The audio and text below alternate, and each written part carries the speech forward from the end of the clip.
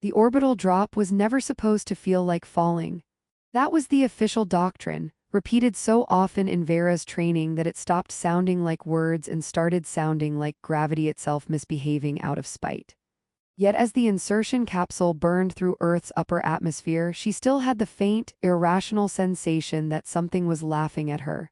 Not loudly, not maliciously, more like the planet itself had seen too many invaders and was tired of pretending to be impressed. Her long ears, sensitive to micropressure shifts that human biology would consider unnecessary overengineering, picked up fragments of planetary chatter. Encrypted military bands, broken civilian broadcasts, and something that might have been a weather report but kept turning into a song halfway through. Earth, she concluded, did not respect clean signal separation. It was noisy in a way that felt almost personal. Target acquisition in 30 seconds, the ship's automated voice said inside her helmet. It sounded bored, which she always found insulting in a machine designed to oversee her survival. "Do you ever say that with enthusiasm?" she asked. "Negative," the system replied. "Enthusiasm is not cost-efficient." Below her, the continent spread out in fractured lights and dead zones. Human cities did not glow like coalition structures. They flickered as if uncertain whether they deserved visibility.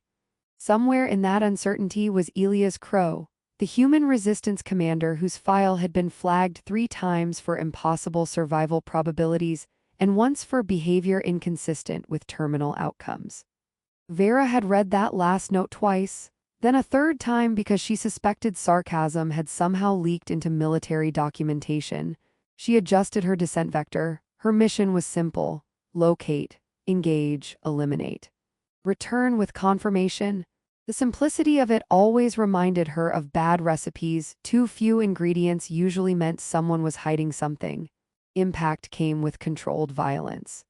The capsule embedded itself into a ruined industrial district, steam rising around it like the planet was exhaling in disappointment.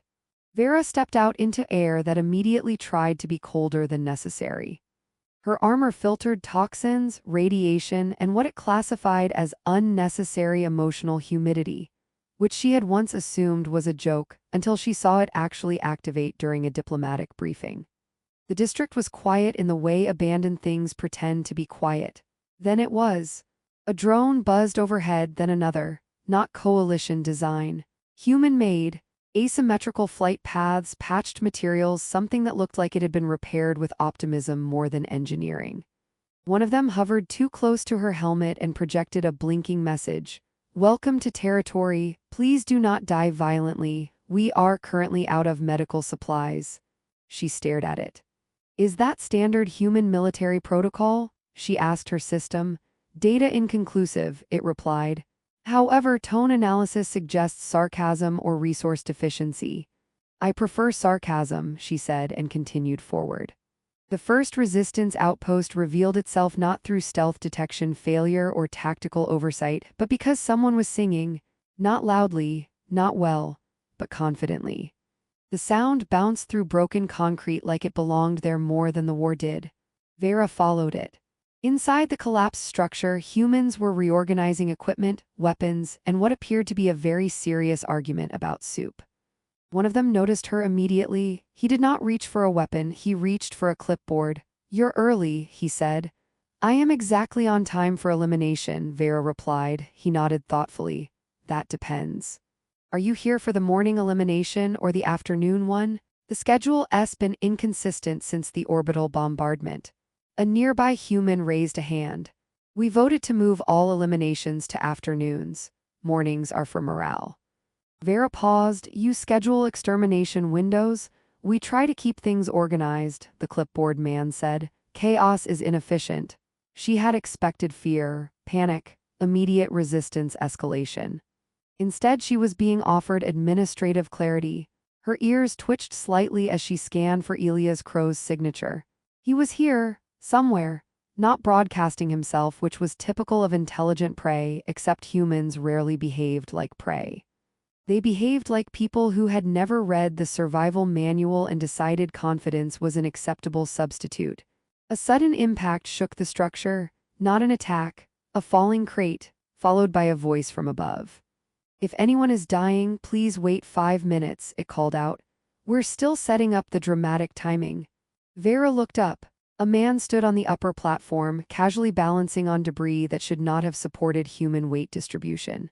He wore no armor, only a patched jacket with insignias that had clearly been redesigned multiple times out of boredom or necessity. His posture suggested he had never once considered the possibility that gravity applied rules to him personally. Elias Crow, he waved down at her. Oh good, he said. You're new, we were running low on surprise assassination attempts. The last one got lost in accounting.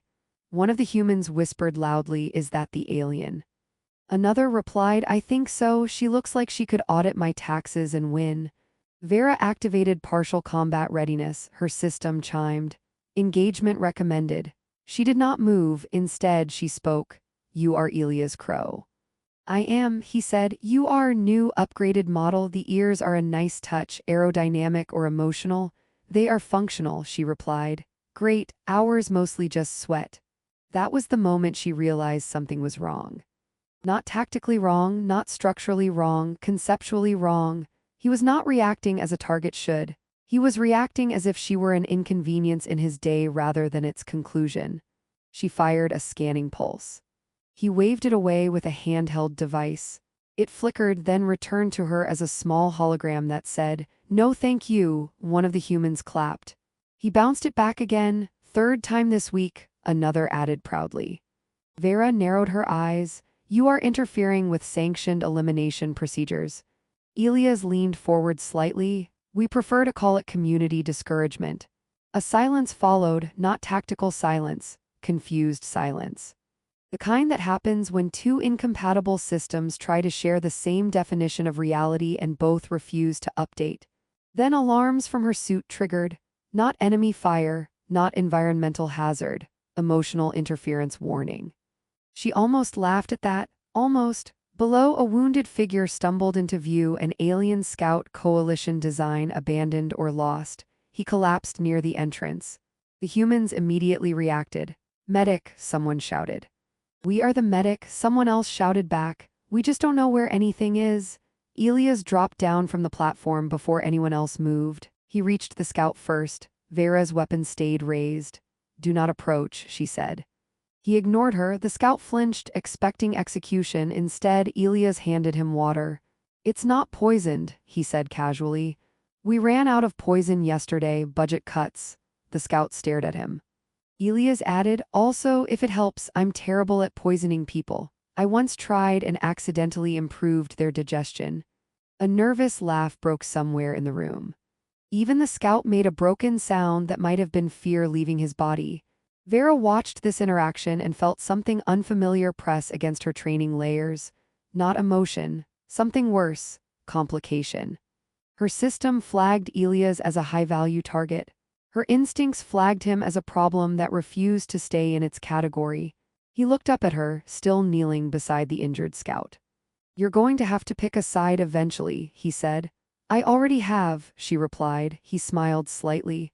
No, he said, you really haven't.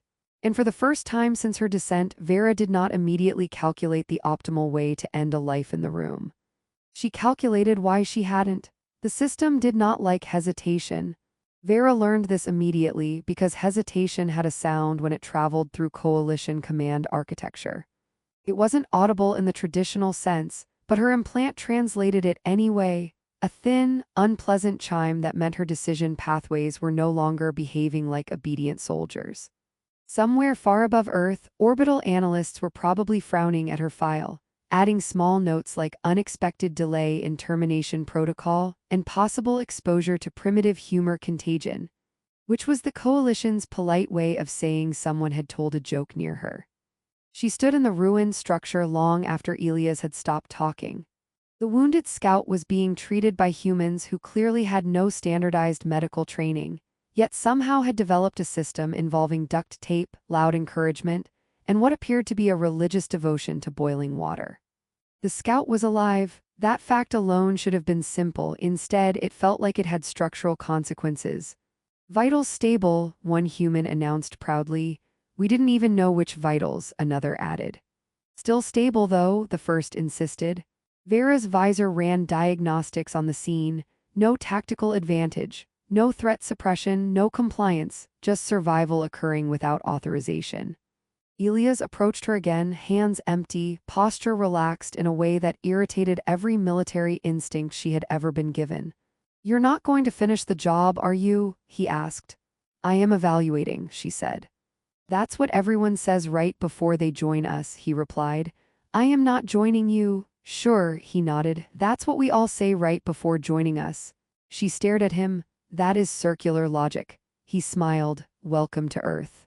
Somewhere outside the collapsed building, a drone flew past too low and too loudly, broadcasting coalition signal sweeps.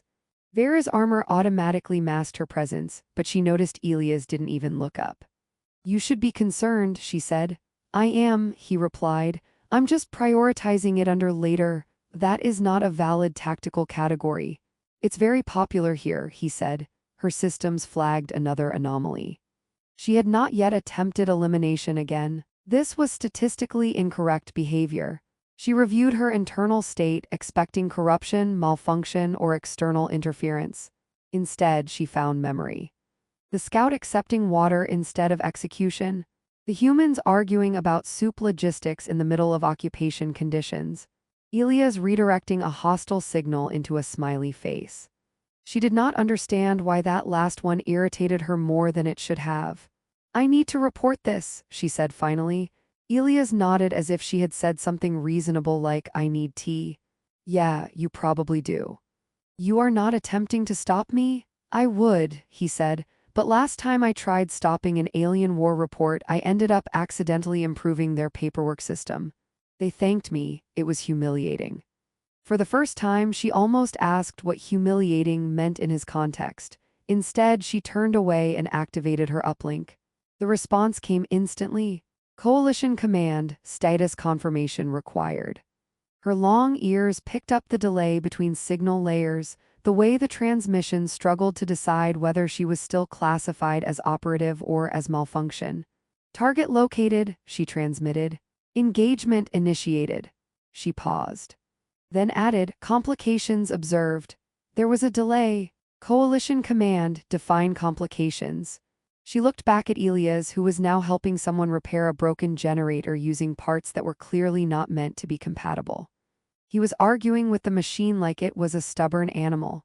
"Human behavior is inconsistent with projected collapse model," she said. Another delay. "Coalition command, eliminate variable." That should have been simple. It was not. Because behind her, one of the humans called out, "Hey, alien lady, do you want soup? It's technically soup adjacent." She turned her head slightly. Elias didn't look up, but he said, "Careful, it's experimental." "Last batch achieved sentience and tried to unionize." "That's not funny," she said automatically. "It is to the soup," he replied. Something inside her recalibrated without permission. She cut the uplink. Silence returned, except silence on Earth was never truly silent. It was layered with distant engines, underground movement, broken communication bursts, and human laughter that refused to behave like it was in the correct environment. "You disconnected," Elias observed. "Yes, that's usually frowned upon in your line of work. It is always frowned upon." He nodded. "So you're making progress." She stepped closer to him. This time he did not move away. "You are a priority target," she said. "I get that a lot," he replied, "mostly from paperwork. You are disrupting coalition stabilization operations." "I prefer creative restructuring," he said. She tilted her head slightly. "That is not a military term. Neither is emotional interference warning, but here we are." Her suit flickered briefly as if reacting to his words. She hated that it reacted at all. A distant explosion rolled across the horizon. Not near enough to matter, not far enough to ignore. Humans barely reacted. Someone just checked a handheld device and said, "That's 3 blocks away. We're still in the safe comedy zone." "Comedy zone?" Vera repeated. "Yeah," Elias said. "We categorize blast radii emotionally, keeps morale stable." "That is illogical." "It works," he said. She wanted to argue. She had thousands of arguments prepared, each optimized for dismantling primitive reasoning systems. None of them activated. Instead, she said, "You allowed an enemy scout to survive." "He was dying," Elias replied. That is irrelevant. That's usually the moment we disagree, he said. He finally looked directly at her. For a moment, neither spoke. Then he said softer, "You're not what I expected. I am fully classified Coalition Elite Combat Unit Vera." "Yeah," he nodded. "That's what I mean." She felt something shift again, deeper this time, not emotion, not logic, but categorization itself struggling to remain stable. Her implant triggered a warning, unauthorized behavior pattern, empathic loop detected. She almost laughed at that too, almost. Instead, she said, "If I do not complete my mission, I will be removed." Elias shrugged. "That's true for all of us, just different departments." "That is not reassuring." "It's not meant to be," he said. "It's meant to be honest." A pause, then she asked quietly, "Why are you not afraid?" He blinked. "Oh, I am. I'm just multitasking." "That is not possible." "On Earth it is," he said. "We're very bad at focusing." As if to prove his point, someone behind them shouted, "Soup is escaping containment." Another replied, "Block the exits." A third added, "It's evolving." Elias sighed, "We really need better Soup protocols." Vera stared at him. "You are fighting an interstellar occupation force." "Technically," he said, "we are also fighting Soup." She did not respond for a long moment. Then her armor quietly recalibrated her threat hierarchy. For the first time since landing, Elias Crow was no longer at the top, and that realization should have meant clarity. Instead, it meant uncertainty. Far above them, Coalition Command prepared a new directive, unaware that the variable they were trying to eliminate had already begun rewriting the meaning of the word enemy. The sky changed first. It did not announce itself with dramatic lighting or planetary alarms, because Earth had long ago stopped treating invasions as events worth formal acknowledgement. Instead, the change came as a faint distortion in satellite reflection patterns, like reality had briefly forgotten how to mirror itself correctly. Vera noticed it through her long ears before any system confirmed it. A layered hum entered the atmosphere, coalition carriers adjusting orbital alignment, thousands of kilometers above, compressing space traffic into execution geometry. The kind of formation that meant one thing only: termination was no longer a suggestion, it was scheduled. Elias noticed her reaction immediately. "You heard something," he said. "I always hear something," she replied. "That sounded like the 'we are about to be erased' kind of something." "Yes," he nodded thoughtfully. "Okay, that's new information but not surprising." Around them, the resistance base had stopped pretending this was a normal day. Humans were running, not in panic, but in organized chaos that resembled a group project nobody had fully read the instructions for. Someone shouted about shielding generators. Someone else insisted the generators had already developed feelings about shielding. The Soup, now apparently a recurring antagonist in human operations, was finally contained in a reinforced thermal unit labeled "Do Not Trust," even if apologizing. Elias stood in the center of it all like a man attending a meeting he had forgotten to cancel. "So," he said to Vera, "your people are about to glass the continent." "Yes, and your plan is—" She paused. That pause had become increasingly frequent, and she disliked it far more than enemy fire. "I do not have a plan," she said. He raised an eyebrow. "That's rare for someone who looks like they came pre-installed with strategy software." "I am currently running unauthorized processes," she replied. "Ah," he said, "you've gone rogue." "I have gone unclear." He nodded as if this was a standard human condition. "Yeah, we call that Tuesday."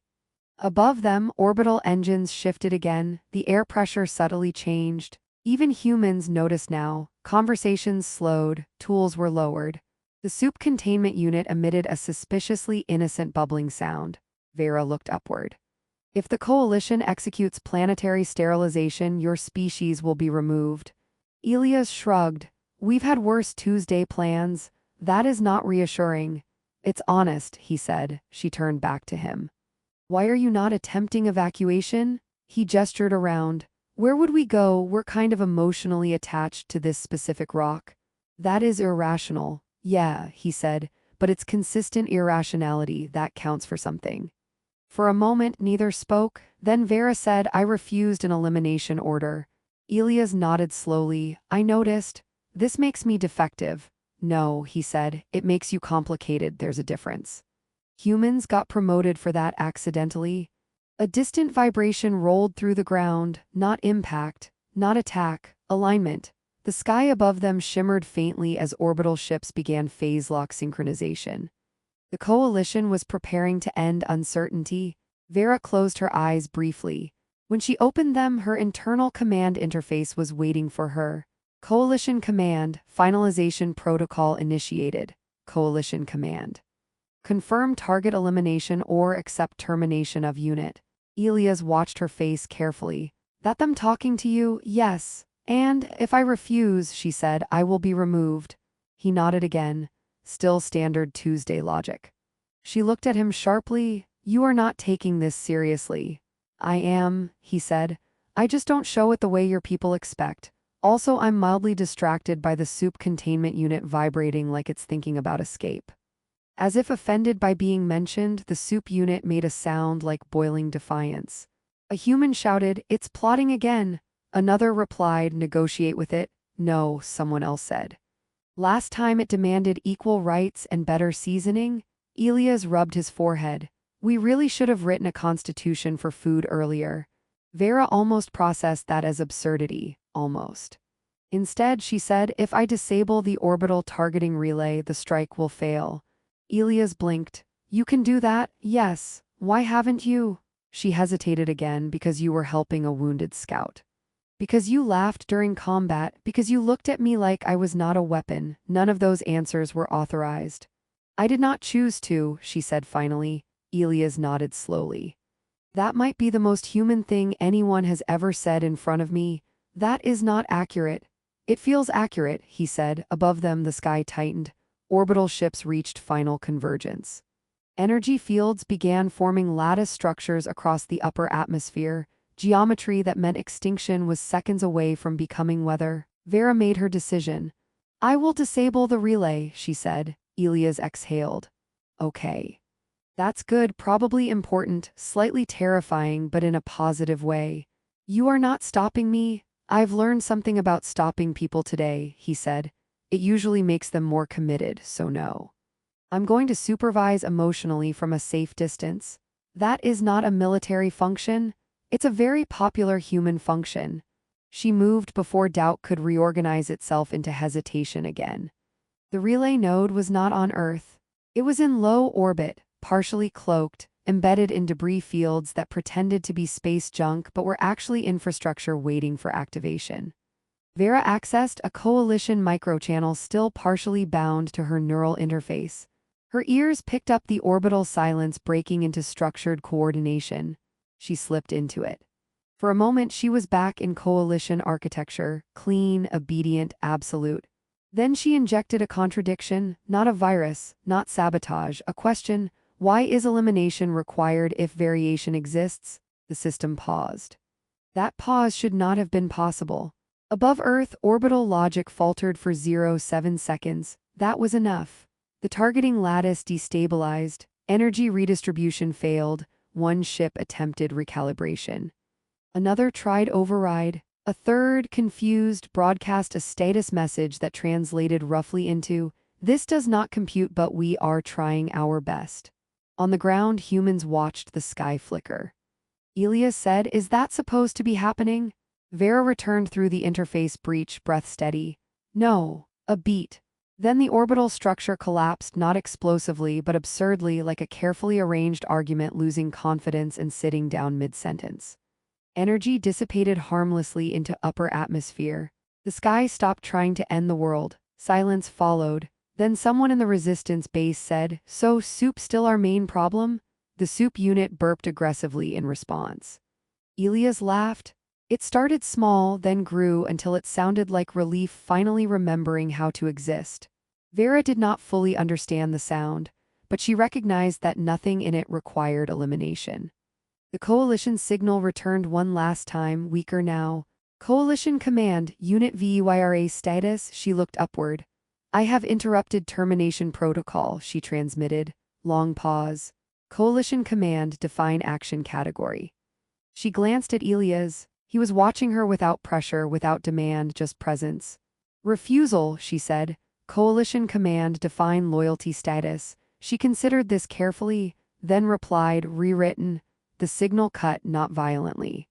Just finally, as if the system had accepted that some variables no longer fit inside it. Earth remained intact. The war in its original form did not continue, it simply stopped being certain of itself. Later, the resistance celebrated in a way that